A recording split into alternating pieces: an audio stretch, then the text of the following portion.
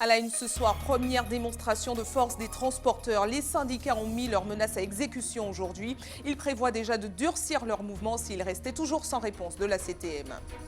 En Guyane, la mobilisation est encore montée d'un cran. Cayenne a été ville morte aujourd'hui. Le Premier ministre a annoncé qu'il ne pourrait pas céder à toutes les demandes et a appelé les collectifs mobilisés à la raison. Les commerçants du centre-ville de Fort-de-France victimes d'arnaques sollicités pour la réalisation d'aménagements pour l'accessibilité aux personnes à mobilité réduite, ils n'ont jamais vu de travaux malgré le versement d'acompte aux entrepreneurs. Et puis les services pédiatriques et maternités de l'hôpital de Trinité sont en train de faire peau neuve. Le personnel soignant qui dénonçait à une période le pourrissement de la situation au profit de la MFME accueille ces nouveaux aménagements d'un très bon œil. Bonsoir à tous et bienvenue dans cette tranche info que vous pouvez suivre en direct sur Facebook. Ils ont finalement mis leurs menaces à exécution. 5 syndicats de transporteurs se sont mobilisés ce matin au rond-point de la Pointe des Grives et de Californie très tôt ce matin. Objectif, mettre la pression à la CTM pour reprendre les négociations. Une première sommation sans grand impact sur la circulation, mais ils entendent déjà durcir leur mouvement en cas d'absence de réponse de la CTM. Voyez ce reportage de Jean-Marc Dabreux et de Valérie Vincent.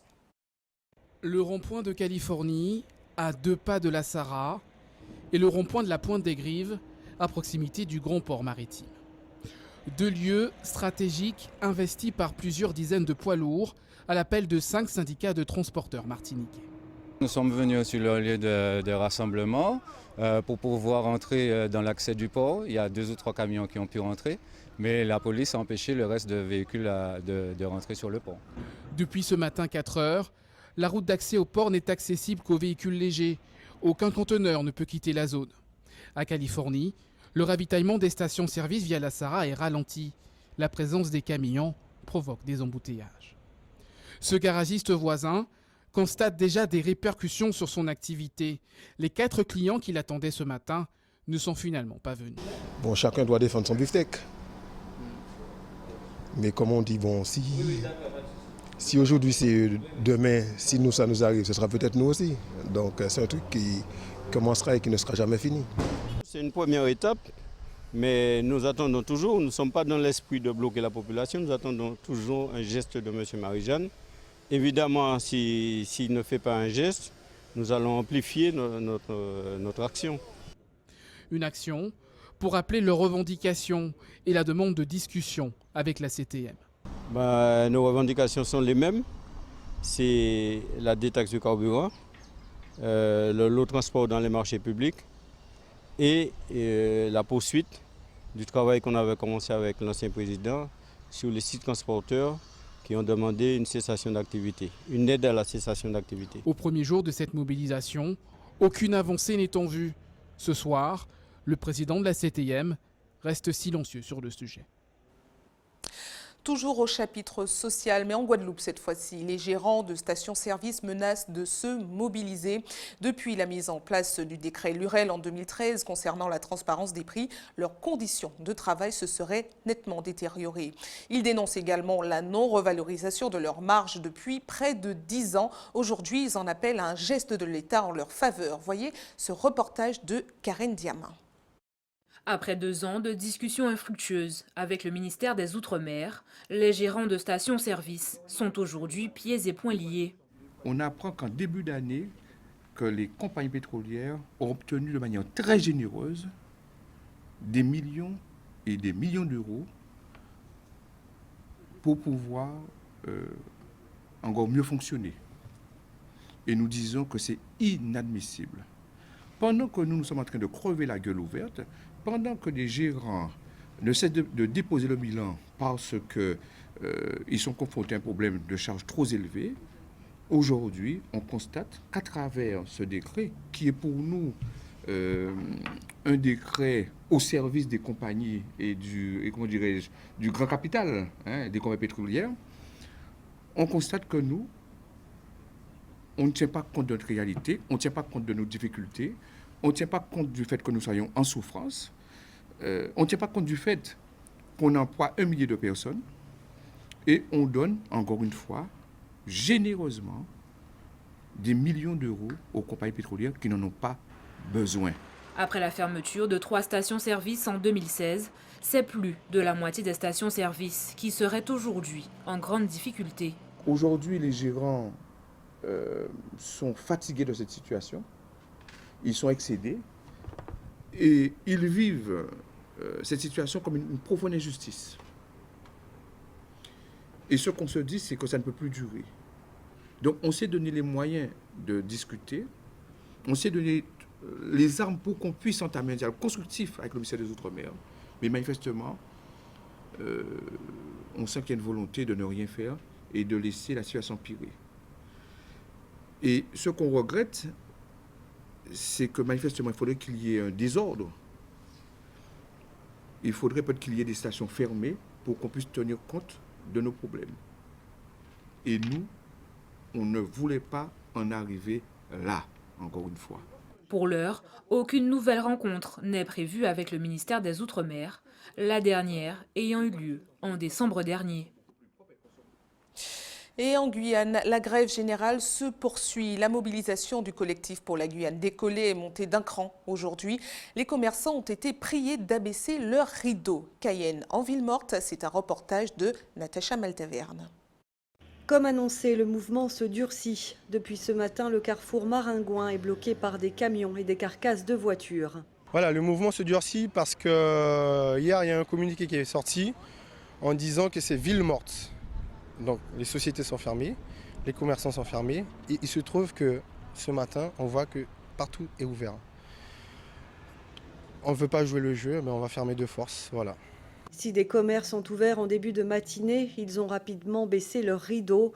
Dans le centre-ville de Cayenne, la plupart a respecté la consigne, un air de déjà-vu pour la population. C'est une bonne chose parce que c'est un combat qu'on mène contre tout ce qu'on demande. C'est pour aussi améliorer notre quotidien de chaque jour. Je peux encore me rendre au travail puisque par rapport à mon métier, je suis dans le social, donc je suis un peu obligée d'être là pour pallier à des urgences, mais le quotidien se passe bien, pas trop de difficultés, ça va. On est obligé de mobiliser, obligé, parce que rien pas qu'à avancer la Guyane. Je suis d'accord que ça continue toujours.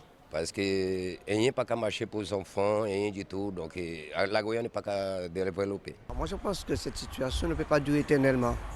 Vous savez, après tout ce qu'il y a eu ces derniers jours, bien entendu, c'était nécessaire. Mais après une semaine, 2 semaines, il faut voir qu'il y a des commerces, tout est fermé. Et par la même occasion, il y a des gens aussi qui ont des loyers à payer, qui ont des produits qui se périment. Donc, il serait grand temps qu'on trouve une solution. La solution, simplement, c'est que de laisser au gouvernement le temps de réfléchir, pas trop longtemps, bien entendu, mais pour qu'on puisse, d'ici 2 ou 3 jours, ouvrir cette frontière, on peut appeler ça comme ça, de tout ce qui se passe pour éviter qu'il y ait le pire demain. Comme lors de la première journée ville morte, les 500 frères ont sillonné les quartiers à la recherche des commerces ouverts et une nouvelle fois, les commerçants ont obtempéré. On était fermés pendant les 14 jours et on a vu que les commerçants chinois étaient ouverts et donc on a dit qu'on allait ouvrir et suite qu'ils sont venus, nous ont dit de refermer et qu'ils allaient voir les commerçants chinois pour fermer parce que c'est toute la Guyane qui doit être mobilisée, c'est toute la Guyane qui souffre et franchement il faut jouer le jeu, c'est pour nous-mêmes. Après 13 jours de mobilisation, la solidarité est encore de mise, une solidarité forcée, nous disent certains hors caméra. Une nouvelle mobilisation qui n'a pas fait céder le gouvernement. Le Premier ministre Bernard Cazeneuve a réuni une douzaine de ministres à Matignon, dont Mathias Fekl, le ministre de l'Intérieur, et Erika Barrit, tout juste rentré de Cayenne. Il a annoncé le renforcement de certaines mesures, notamment dans le secteur de l'éducation et celui de la santé, mais pas d'injection supplémentaire de fonds. Le Premier ministre a appelé les collectifs mobilisés à la raison et a demandé la fin de la grève. Voyez les précisions de notre correspondant Éric Dupuis. Ce doit être l'une, voire la dernière réunion de ministres à Matignon du quinquennat. Et la mine des participants est plutôt grave. Pendant plus d'1h15, les membres du gouvernement ont chacun exposé les efforts consentis par leur ministère pour la Guyane. Et le Premier ministre est formel, impossible d'obtenir 1,4 milliard supplémentaires exigés par les leaders du mouvement. Il serait très facile, sans doute aisé, de céder à la facilité et de promettre des mesures et des aides financières d'un montant irréaliste, puis d'en laisser la charge et la responsabilité à un autre gouvernement. En plus des 11 accords trouvés avec les partenaires sociaux par les ministres ce week-end, l'État souhaite s'engager dans la construction de nouvelles écoles à hauteur de 25 millions d'euros supplémentaires et l'arrivée de nouveaux professeurs dès la rentrée prochaine. La Guyane est le seul territoire de France dans lequel, à une exception près, l'ensemble des établissements scolaires sont en éducation prioritaire renforcée. Allez dans d'autres territoires de France dire cela et vous comprendrez ce que ça suscite comme réaction. En matière de santé, une étude va être menée pour créer un cursus universitaire au sein de l'hôpital de Cayenne. Ce n'est pas en quelques semaines que se met en place une filière universitaire médicale dans un territoire. Enfin, un comité de suivi est chargé d'assurer ces mesures, considérées comme largement raisonnables par le gouvernement. L'idée vraiment, c'est de ne pas être dans de grandes annonces comme ça, démagogiques, qui ne seraient pas suivies des faits. C'est au contraire d'être dans des choses extrêmement précises, extrêmement opérationnelles, qui permettent ensuite de tenir ses engagements. La prochaine étape à Paris, eh bien, c'est le Conseil des ministres mercredi, où se verra présenter ces mesures au président de la République, qui les validera. Aucun déplacement gouvernemental en Guyane n'est prévu à ce jour. De retour en Martinique avec une arnaque dénoncée par les commerçants du centre-ville de Fort-de-France. Plusieurs d'entre eux ont reçu un courrier leur proposant de faire des travaux d'aménagement de leurs locaux pour permettre l'accessibilité aux personnes à mobilité réduite. Seulement, aucun travaux n'aurait été effectué malgré certaines sommes déjà versées aux entrepreneurs. Voyez ce reportage de Guy Raphaël René. Il y a environ un mois, ce commerçant a évité l'arnaque de peu. Une entreprise lui a proposé ses services par courrier afin de mettre aux normes sa boutique pour faciliter l'accès aux personnes à mobilité réduite. Mais plusieurs petits détails ont éveillé ses soupçons. D'abord, le fait que je reçois ce courrier sans enveloppe. Et c'est ça qui m'a déjà interpellé, parce que je croyais que c'était un prospectus, donc c'était de la publicité. Donc quand je jette un petit regard. Et puis quand je regarde l'entête, je me dis, mais c'est quoi, ça n'est pas de la pub.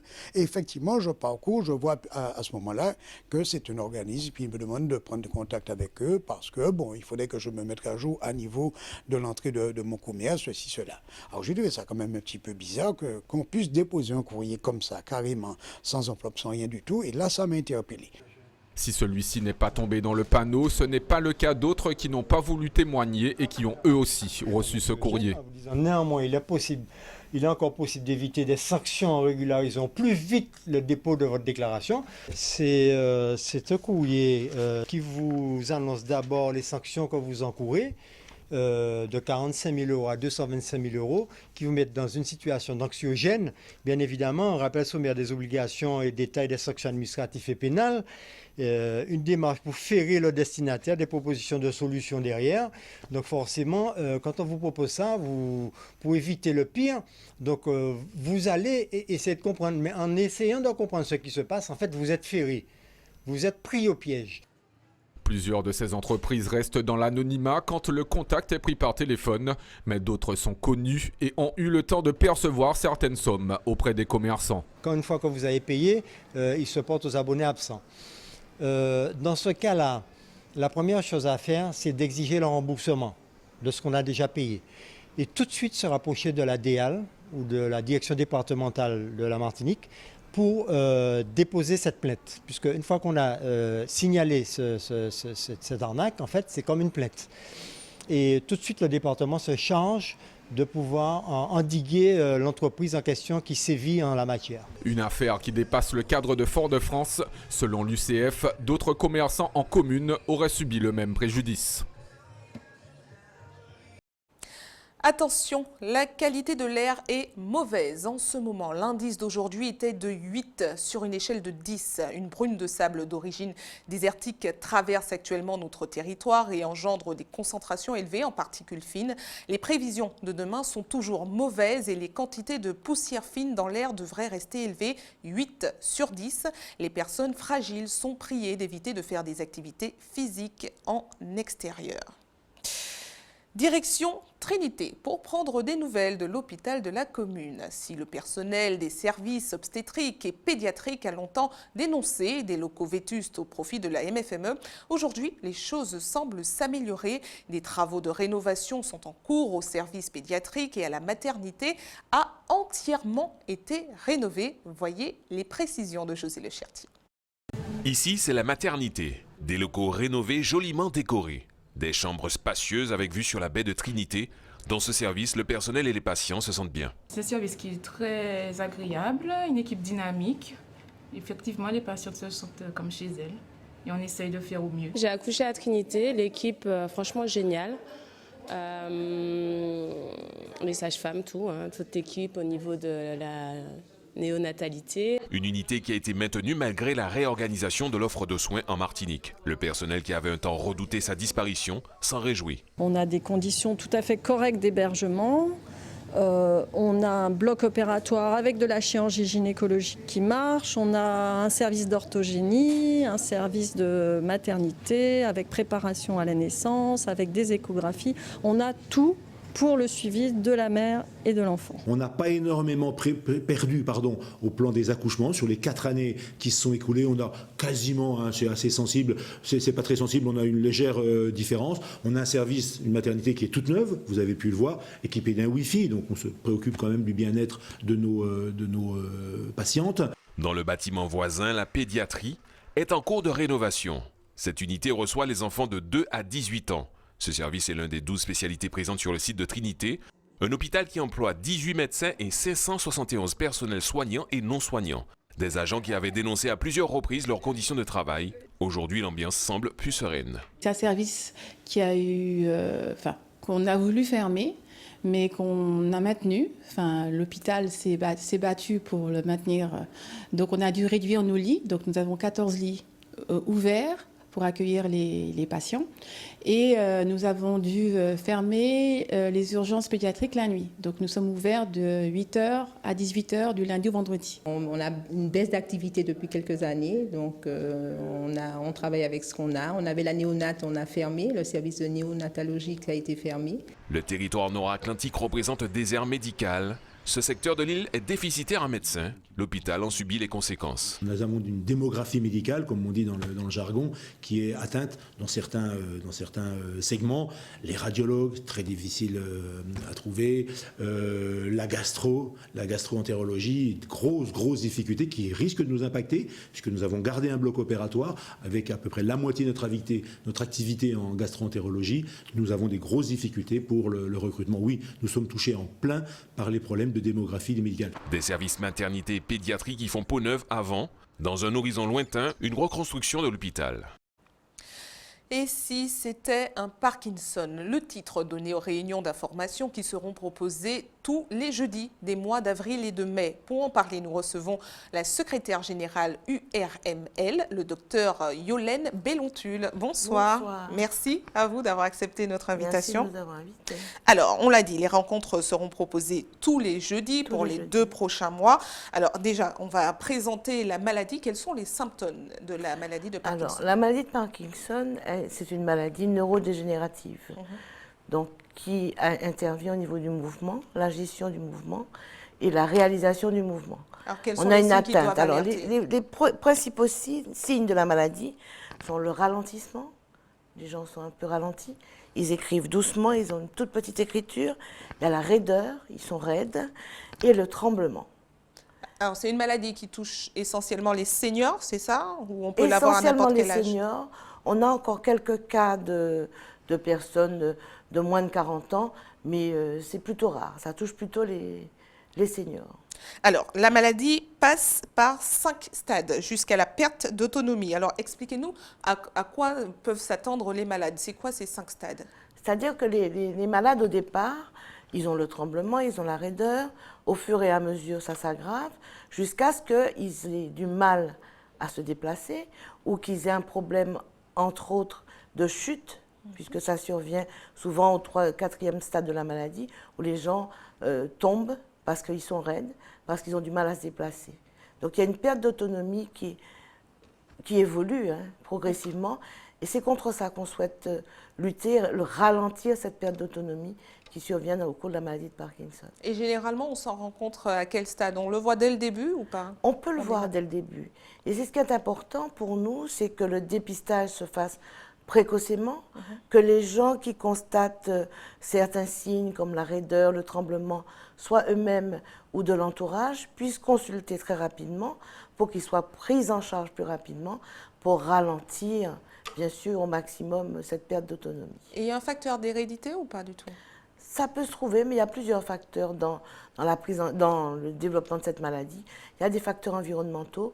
Mais l'alimentation, tout ça, ça n'a rien à voir par contre? A priori, non. D'accord. Alors, en Martinique, on compte 2000 malades, 56 nouveaux cas par an. Oui. Alors, où en sommes-nous au niveau du traitement chez nous? Alors, le traitement, il est divers. On a des médicaments, bien sûr. Ce qui est important surtout, c'est le traitement non médicamenteux, avec une prise en charge qui est nécessaire par les kinésithérapeutes, par les médecins de rééducation fonctionnelle, par le médecin traitant, qui reste quand même au centre de la prise en charge, par les médecins spécialistes, surtout les neurologues, et c'est tous ces gens-là, les kinésithérapeutes, l'orthophonie, qui, autour du patient, vont faire que la maladie évolue le moins rapidement possible, si c'est possible, mais surtout que la personne garde au maximum son autonomie et le plus longtemps. Alors, en début d'interview, on l'a dit, pour mieux comprendre la maladie, il y aura des rendez-vous qui seront donnés tous les jeudis dans plusieurs communes. Dans plusieurs communes. Et donc, on a un numéro qu'il faut contacter pour pouvoir réserver. Alors, donc, on commence par Sainte-Marie et après Saint-Pierre, plusieurs communes, et on les remercie d'ailleurs. D'accord. C'est un numéro unique, c'est ça? C'est un numéro unique pour réserver. Alors, c'est le 05 96 75 11 39 où on réserve pour venir. Le jeudi, c'est entre 9h30 et midi, 11h30 midi. Et c'est ouvert à tous? C'est ouvert à tous et on invite surtout les gens qui se sentent impliqués, qui se sentent concernés, les aidants aussi, à venir rencontrer un médecin généraliste, un neurologue, des associations de patients qui seront présents pour débrouiller l'histoire de la maladie de Parkinson. Très bien. Merci à vous d'avoir répondu à nos questions. Donc, le premier rendez-vous, on l'a dit, c'est ce jeudi. Et c'est à Sainte-Marie, à la mairie, c'est ça? À la mairie de Sainte-Marie. Très bien. Merci à vous d'avoir répondu à nos questions. Et nous restons au chapitre santé avec une convention signée ce matin entre le lycée Acajou 2 et le CHU de Martinique. Elle devrait permettre aux élèves intéressés de pouvoir passer une journée par semaine en immersion dans les blocs opératoires de l'hôpital Pierre Zobda-Kittmann. Un moyen idéal pour les élèves des filières scientifiques de pouvoir approcher le milieu de la chirurgie. Voyez les précisions recueillies par Guy Raphaël René. Depuis que je suis jeune, tout petit, le métier de chirurgien m'intéresse. S'occuper des gens, des pathologies. J'ai pas encore trouvé exactement quelle spécialité, mais je m'en rapproche. Ça ne m'effraie pas, je regarde certaines vidéos où il y a des opérations. Cette expérience-là m'a permis de vraiment confirmer que je n'ai pas peur de voir ce genre d'opération et que c'est vraiment ce métier-là que je veux faire. J'espère en tirer vraiment de la motivation pour continuer, pour vraiment m'accrocher à ça, comme il l'a dit, être la meilleure. C'est un partenariat qui a été initié par le docteur Labrada, soucieux de transmettre, soucieux de propager auprès des plus jeunes l'amour du métier. On a mis en avant le côté un peu spectaculaire des métiers de l'hôpital. C'est vrai que la chirurgie, c'est à la fois quelque chose de magique, mais d'un petit peu qui fait peur également un petit peu. Le bloc opératoire, c'est un environnement technique, les gens sont masqués. Enfin, c'est pas un environnement auquel on a l'habitude d'être confronté. Mais l'hôpital, c'est, comme je le disais tout à l'heure, c'est beaucoup d'autres métiers, beaucoup d'autres expertises dans les domaines du soin, mais aussi dans les domaines de l'administration, par exemple. Et je crois qu'il est important de permettre à tous nos jeunes de venir découvrir ce qui pourrait les intéresser, ce qui pourrait être leur avenir.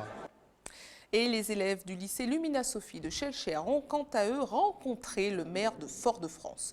Un rendez-vous pédagogique autour de la CACEM pour faire suite à un séminaire mis en place par leur établissement.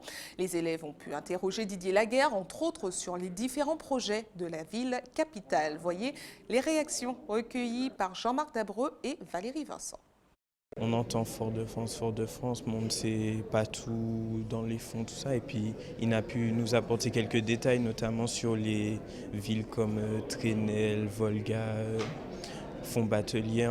Enfin, Monsieur Paquit, qui nous a apporté des suppléments là-dessus, en nous expliquant que c'est Monsieur Césaire qui les a fondés, tout ça. Donc ça nous aide un peu à élargir notre culture générale. Ben, j'ai trouvé les échanges très intéressants, beaucoup de questions sur les problématiques de transport, du TCSP, à la fois pour savoir comment ça fonctionne, comment ça va être organisé. Et pour moi, ça traduit une vraie problématique pour les jeunes, celle de pouvoir se déplacer. Et le transport en commun répond à leurs problématiques et à leurs besoins. Et ils ont besoin d'un transport qui soit mieux organisé et plus performant. L'essentiel étant qu'ils deviennent des citoyens à part entière, qu'ils connaissent l'importance de ces communautés, qu'ils savent dans quelle mesure eux, ils peuvent améliorer ou bien utiliser au maximum ces communautés d'agglo. Ils ont des restitutions à faire, elles seront faites au retour des vacances de Pâques parce qu'il y a des photos, il y a des montages vidéo, etc. Et nous tâcherons de convier la presse à ce moment-là. Restez avec nous à suivre dans un instant. Nous reviendrons sur les manifestations sportives qui ont marqué le week-end. Entre autres, nous reviendrons sur la démonstration de Bourg-en-Bresse au 8e critérium des quartiers du Lamentin. Et puis dans notre JT des communes, Hubert Bornil nous parlera du lycée Montgérald au Marin qui a été classé 18e à l'échelle nationale parmi les établissements les plus performants dans la réussite au baccalauréat. Place au sport avec un retour comme chaque lundi sur les manifestations qui ont ponctué ce week-end. Il a été marqué par la démonstration de Bourg-en-Bresse au 8e critérium des quartiers du Lamentin. Retour également sur la défaite de Michel Motte-Morin en boxe au championnat du monde WBF poids moyen. En basket, les premiers finalistes de la Coupe de Martinique sont connus. Retour sur un week-end de sport avec Louis Sabas, Michelet François et celui qui a repris le sport personnellement, Caril Chassol. En cyclisme, l'équipe de Bourg-en-Bresse a dominé de la tête et des épaules la 8e édition du Critérium des quartiers du Lamentin. Les Brissans s'adjugent 3 des 5 étapes de la compétition. Le Lituanien Savikas repart avec la tunique jaune. En boxe, Michel Motte-Morin n'a pas conservé son titre de champion du monde WBF poids moyen. Il a été battu par arrêt de l'arbitre à la 8e reprise face à l'Argentin Diego Diaz Gallardo. Autre temps fort de ce week-end, la Martinique Surf Pro, une 3e édition qui a débuté samedi, et le moins que l'on puisse dire, c'est que les Martiniquais n'ont pas brillé. Aucun ne s'est qualifié à l'issue du week-end. Cette 3e édition se poursuit jusqu'à samedi prochain. Sport collectif en basket masculin, les finalistes de la Coupe de Martinique sont connus.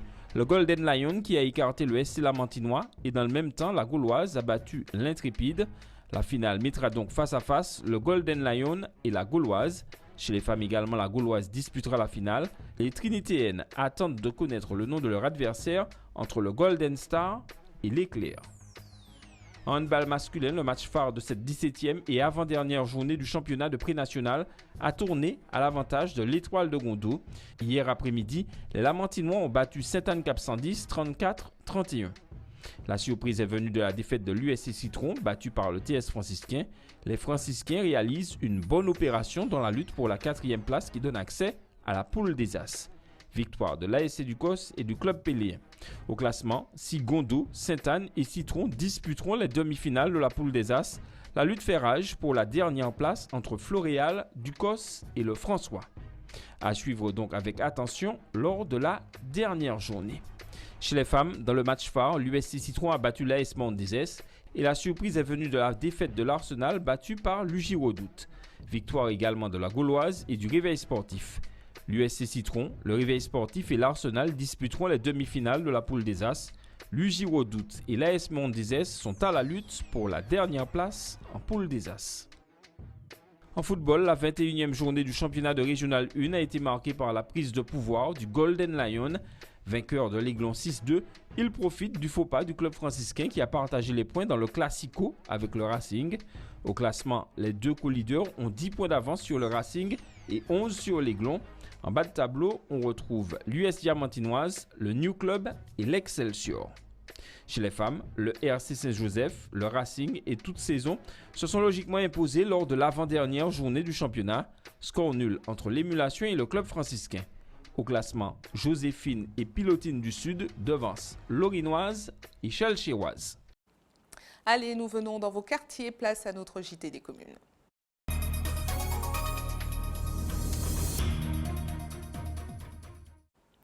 Un JT des communes qui vous emmène au Marin. Le lycée Montgérald vient d'être classé parmi les établissements les plus efficaces pour réussir au bac. Il figure à la 18e place dans un classement national révélé par le Parisien. Hubert Bornil et Valérie Vincent se sont rendus sur place. Regardez. Respect, responsabilité, réussite, les 3 R qui symbolisent les valeurs de l'établissement Montgérald. Un lycée qui enregistre pas moins de 98% de réussite au bac. Et avec ce classement, vous imaginez que tout le monde à l'intérieur est satisfait.